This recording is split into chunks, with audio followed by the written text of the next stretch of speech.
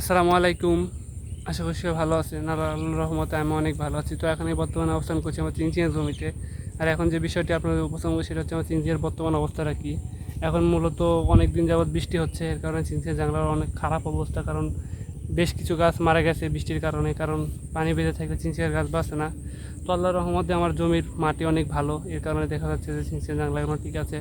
আমার সাথে যারা লাগাইছে চিনচিনে এ যাবৎ তারা বেশিরভাগ জাংলাই নষ্ট হয়ে গেছে, কেউ জাংলা তুলে ফেলছে এরকম অবস্থা। কিন্তু আলহামদুলিল্লাহ আমার জাংলা এখনও অবস্থা মোটামুটি।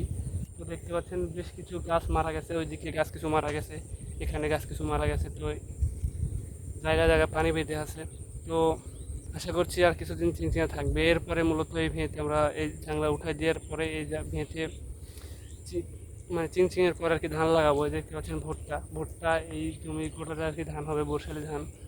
তো সবাই আমার জন্য দোয়া করবেন যেন আর কিছুদিন চিংচিঙে তুললে সুভালাভালি ধান লাগাইতে পারি। তো সবাই দোয়া করবেন।